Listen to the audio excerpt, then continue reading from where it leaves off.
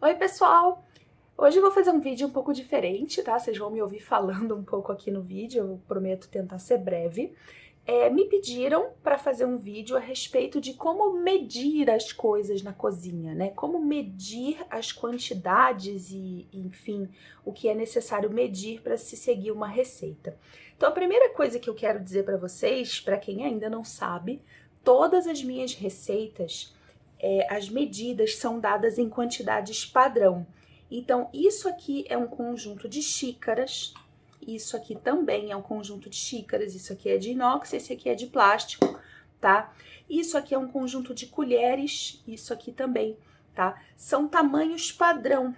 Elas podem ter formatos diferentes, né? Como vocês estão vendo aqui, mas a quantidade, o volume que cabe aqui dentro é o mesmo. Essa aqui equivale a essa aqui, né? Ela é uma quantidade padrão, tá? Por que eu uso medidas padrão? Porque aí não tem erro. Se eu utilizar, por exemplo, isso aqui como uma xícara, a minha xícara na minha casa vai ser de um tamanho diferente da xícara que você tem na sua. E isso vai dar problema nas receitas, principalmente quando é alguma coisa assada, como um bolo ou um pão. Então, não é isso aqui que é uma xícara, não é isso aqui que é uma colher de sopa. Isso aqui é o utensílio de utilizar para comer, mas na culinária o ideal é nós usarmos medidas padrão.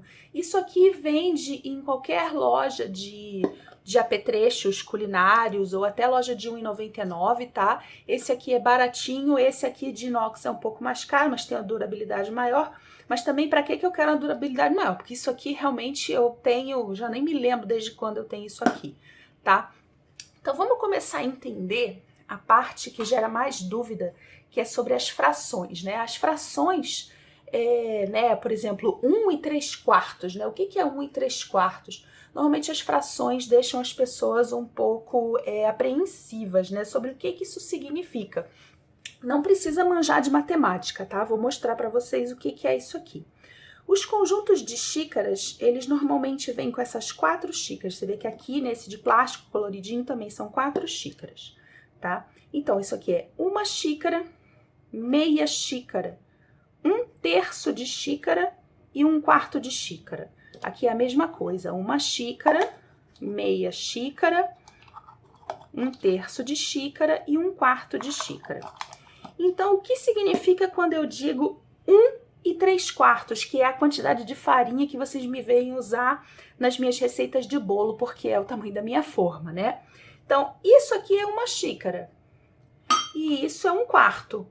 Então, é 1 dessa e 3 dessa, certo? 1 e 3/4. Você não precisa saber quanto significa 1 e 3/4 na matemática da coisa, basta você saber que esse é 1, meio, 1/3 e 1/4. Então, 1,5 é 1 dessa e 1 dessa. 1/3, ou então, vamos melhor, 2/3. Isso aqui é 1/3, então 2/3 são 2 dessa. É bem simples, tá? E essa sequência de tamanhos que eu tô falando também é padrão. Então, 1, meio, 1/3 e 1/4 também é padrão de todos os jogos de xícaras. Então, fica muito simples saber as quantidades. Se a pessoa te disser assim, vamos dizer, sei lá, às vezes, eu já vi receitas assim, que dizia 1/3 mais 1/4 de xícara. 1/3 mais 1/4, é 1 dessa e 1 dessa, tá? Então, não tem muito como errar, é bastante simples, mais fácil do que parece. E uma coisa muito importante que eu quero mostrar para vocês. Como deixa eu dar espaço aqui, como é que a gente mede a farinha numa xícara? Vou pegar aqui meia xícara. A pessoa vai pegar e vai fazer assim, ó. Ela vai pegar, vai enfiar aqui, vai fazer assim, né? 1 xícara. Tá errado. Não é assim que se faz. Porque quando você faz isso aqui, ó, e aperta para encher bem, você tá compactando a farinha aqui dentro. E tá tendo mais farinha aqui do que precisa ter. Então, qual é a maneira certa de se fazer isso, tá? Vale para todas as minhas receitas e vale para todo culinarista que se preze. O que você faz? Deixa eu chegar mais para cá para vocês conseguirem ver, perdão.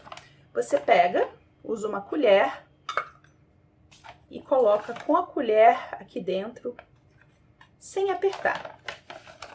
Só vai colocando com a colher. Coloca com a colher, ó, cabe mais um pouquinho. Muito bem. E agora você passa a faca em cima. Fiz uma bagunça, mas é só para vocês entenderem. Passou a faca em cima, isso aqui é a quantidade de farinha. Coloca com a colher e passa a faca em cima para tirar o topinho, para ficar retinho. Então, a farinha que está aqui dentro, ela tá fofinha lá dentro, ela não tá compactada, tá? Essa é a maneira correta. Fiz uma sujeirada. Essa é a maneira correta de se medir a quantidade de farinha que se coloca numa receita, tá? E se for líquido é muito simples, né? É só encher o copinho, tá? Até o limite da tampa. Agora vamos falar das colheres. Vou mostrar aqui que é mais fácil. Kits de colheres.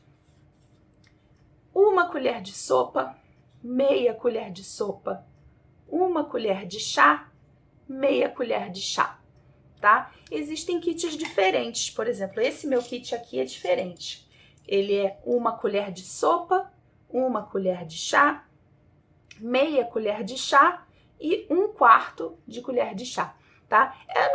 Não precisa decorar porque tem escrito, né? Sempre tem escrito nas colheres, né? Então essa é a diferença da colher de sopa para a colher de chá, tá? A de sopa é maior, a de chá é um pouco menor e daqui vai diminuindo, sempre dividindo por 2, né? 1 colher de chá, meia colher de chá, 1/4 de colher de chá, tá? Então a gente vai dividindo. Isso aqui não é a colher de sopa, como eu tinha dito antes. A colher de sopa é uma colher medida, como essa que você faz da mesma maneira. Você pega e passa a faca em cima e pega a quantidade correta, tá? Aspectos importantes disso aqui. 1/4 de xícara, vamos falar sobre a relação, né, entre as medidas. Então, 1/4 de xícara tem 4 colheres de sopa. Então, 4 dessa enchem uma dessa. E 1 colher de sopa tem 3 colheres de chá. Então, 3 dessa equivalem a 1 dessa. Eu vou deixar escrito aqui na descrição do vídeo, tá? Essas equivalências de medidas, só para vocês terem. Mas, em todas as minhas receitas e em todas que eu costumo ver por aí, as pessoas costumam já, tipo assim, não é muito comum a pessoa dizer, 3 colheres de chá. Normalmente a pessoa já diz logo 1 colher de sopa, porque é a mesma coisa, tá? Mas eu tenho por hábito de passar a receita para vocês já com a medida mais prática para ser utilizada, tá? Então, 1,5 colher de chá é 1 dessa com 1 dessa, tá? E quanto é meia colher de sopa? Se você tem essa colher aqui, ó, que é meia colher de sopa, é muito simples, né? É direto, é essa daqui. Mas se o seu kit é desse aqui, ó, que não tem a meia colher de sopa, é só a gente pensar um pouquinho. 1 dessas são 3 dessa. 3 dividido por 2, 1,5.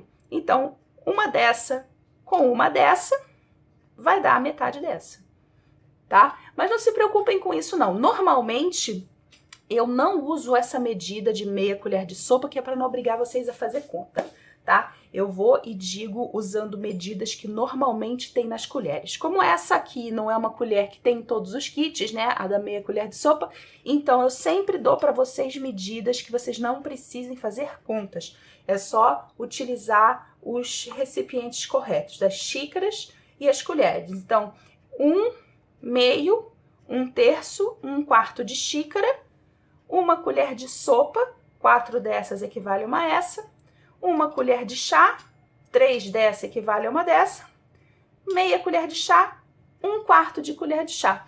E só a título de curiosidade, eu tenho esse kitzinho que é a coisa mais fofa, mas ninguém precisa ter, eu vou mostrar só porque ele é lindinho.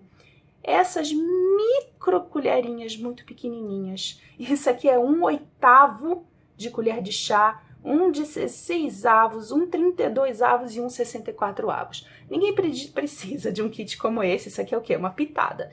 Então, não precisa, mas eu tenho um desse que eu acho tão fofo. Adoro ele, tá? Então, eu acredito que tá claro isso aqui. Tá. Onde eu quero chegar? Algumas receitas, as medidas são dadas em gramas. Eu costumo evitar essa prática porque eu sei que muita gente não vai ter uma balança de cozinha, tá? Então, eu tenho 2 balanças de cozinha. Eu tenho essa aqui, que é para umas medidas maiores, ela mede até 500 gramas, se eu não me engano. E eu tenho essa aqui, que é para medida pequena, tá? Uma balança como essa não vai conseguir medir 2 gramas de alguma coisa. Não vai. Você fica dentro da margem de erro, ela não consegue medir com precisão o que é 2 gramas, tá? Então, se você precisa de 2 gramas de alguma coisa, 4 gramas de alguma coisa, é preferível usar uma balança dessa de precisão, uma balança pequenininha. Isso aqui custa muito barato, vende no Mercado Livre, é super baratinha, quase descartável, de tão baratinha, tá? Isso aqui troca pilha, é bem prático isso aqui, tá? Eu dificilmente dou medidas em gramas, porque eu sei que a maioria das pessoas não vai ter uma balancinha de cozinha. Então eu pego, vejo, né, quanto seria essa medida e sempre transformo para vocês para a medida em xícara, que é uma medida prática da pessoa ter em casa um kitzinho como esse aqui, que é bem baratinho. Esse de colher e esse aqui de xícara, que é de plástico e é bem baratinho. Se você quiser evitar o uso de plástico, ou se você só acha lindo, que é o meu caso, eu adoro essas xícaras aqui porque elas são lindas, então também tem as opções em inox, tá? Então eu sempre vou passar para vocês as medidas em xícaras, tá? Por uma questão de praticidade. Mas o que é importante lembrar é que o peso vamos dizer assim, se eu encher isso aqui de água, tem um peso. Se eu encher de farinha de trigo, tem outro peso. Se eu encher de feijão, tem outro peso. Então, há de se tomar cuidado nas tabelinhas que tem na internet, dizendo assim, uma xícara é a mesma coisa que 240. 240 ml de água, mas não é 240 gramas de trigo. Não é. Então, é só para vocês não caírem em armadilha. Nas minhas receitas, eu garanto para vocês, e na maioria das que eu vejo, o pessoal é bastante coerente, tá? Eu coloco as medidas em xícaras e colheres para facilitar. Ok, para que então que eu tenho isso aqui se eu sempre utilizo as medidas em xícaras e colheres? Porque em algumas receitas é necessário ter um pouco de precisão. Por exemplo, a receita do chucrute que tem aqui no canal, é preciso ter um pouco de precisão da quantidade de sal para a quantidade de repolho. Então é necessário pesar o repolho, fazer a continha e ver quantos gramas de sal são adequados para aquela quantidade de repolho. Então são receitas bem específicas que tem essa necessidade aqui da gente realmente trabalhar em gramas, né? Porque às vezes a pessoa vai encher de forma diferente, enfim. E também muitas receitas de panificação profissional, vão dar medidas sempre em gramas também, para não dar a margem de erro desse encher de xícara aqui que eu mostrei para vocês, tá? Mas eu utilizo como referência sempre essa técnica de encher com a colher e passar a faca, que é pra gente estar sempre falando da mesma coisa, nós aqui no canal, tá? Que mais que eu tenho para dizer sobre medições na cozinha? Temperatura. Eu tenho aqui 2 termômetros para mostrar para vocês, tá? Esse aqui é um termômetro de forno. Isso aqui mora dentro do meu forno. Pra que eu tenho isso aqui e se você precisa de um desse aqui? Ó, eu vou dizer para vocês. No início dos tempos, todos os meus bolos afundavam. Era uma tragédia, tá?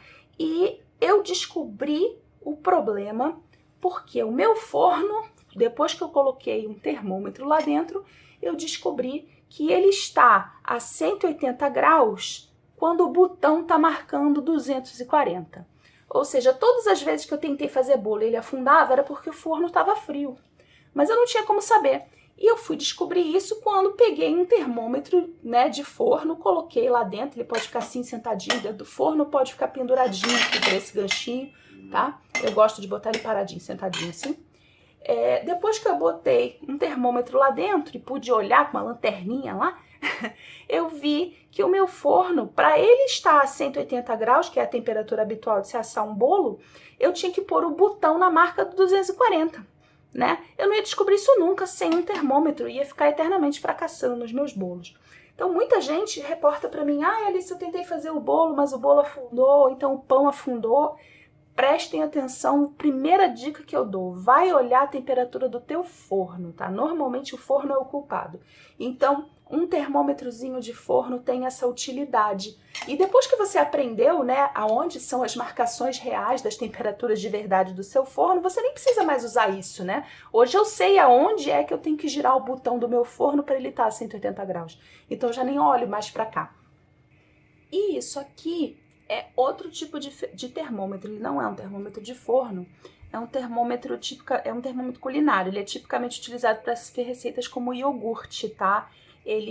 Você vai colocar o termômetro assim dentro do seu líquido quente e vai acompanhar aqui na faixinha vermelha qual é a temperatura que ele tá. Não utilize um termômetro de medir febre de criança, tá? E para que precisa disso aqui para algumas receitas, né? Por exemplo, o iogurte, ele precisa estar acima de uma determinada temperatura para a bactéria conseguir se multiplicar e ele tem que estar abaixo de uma determinada temperatura para a bactéria não morrer. Então, se utiliza um termômetro para você ter esse controle ali da faixa de temperatura em que a sua fermentação vai acontecer. Eu ainda não tenho aqui no canal uma receita de iogurte que seja com essa técnica, tá? Eu tô desenvolvendo uma e eu vou tentar fazê-la de uma tal maneira que vocês não precisem ter um termômetro, porque eu não quero fazer um negócio muito restritivo. Mas eu tô trabalhando nisso, tá? Tô trabalhando em tentar fazer pra gente um iogurte que seja um iogurte mesmo, né? Que seja fermentado de verdade, que tenha benefício para a flora intestinal, que seja gostoso, que não custe uma fortuna e que não precise de um equipamento especial para fazer. Ou seja, e vegano, né? Então é um grande desafio, mas eu gosto de desafios e eu tô trabalhando em algumas ideias, tô fazendo alguns testes pra gente fazer iogurtes, tá? Mas enfim, isso aqui é só para dizer para que serve esse termômetro. E então você não obrigatoriamente precisa ter um desse. Então, disso aqui, o que você não precisa ter? Você não precisa ter uma balança obrigatoriamente, tá? Porque eu costumo passar as minhas receitas todas em volume, né, em colheres e xícaras, mas se você tiver uma balancinha, ela pode ser útil em outras receitas que não são minhas, né, que pedem peso, ou então principalmente para os fermentados, assim, para o chucrute é legal, mas assim, não é um equipamento imprescindível na cozinha, não é necessário, tá? É legal, mas não é necessário. Um termômetro como esse também é legal, mas não é necessário, a menos que você vá fazer um iogurte específico que precise de um controle mais preciso de temperatura, algumas fermentações mais especiais. Um termômetro de forno, isso eu recomendo muito. Para quem está tendo sucesso nos seus bolos e pães, ok, não precisa. Mas para quem está fracassando em fazer bolo, investe num negocinho desse aqui, porque vai resolver a tua vida, você saber em que temperatura que de fato seu forno está operando, tá? Um conjuntinho de xícara e de colher medida padrão, isso aqui é fundamental a pessoa ter na cozinha, tá? Isso aqui esses de plástico custam baratinho e não é um plástico ruim, não. Eu tenho isso aqui, sei lá, cara, eu devo ter isso há 20 anos e ele dura para sempre, assim, sabe? É muito bom. Não usem uma colher como essa para medir nunca mais as suas coisas nas suas receitas de bolo e pão. Só as avós conseguem usar essas colheres aqui, essa xícara aqui e fazer um bolo perfeito toda vez. Um dia a gente desenvolve essa habilidade, certo? Então, eu acho que eu cobri todas as coisas aqui. Eu espero que eu tenha resolvido a dúvida em relação às frações. Não precisa fazer conta, é só pegar as xícaras certas na quantidade certa. E se tiver ainda alguma dúvida, vocês, por favor, escrevam aqui nos comentários que eu explico para vocês. Tá bom? Gente, um beijo, obrigada por assistir e até a próxima.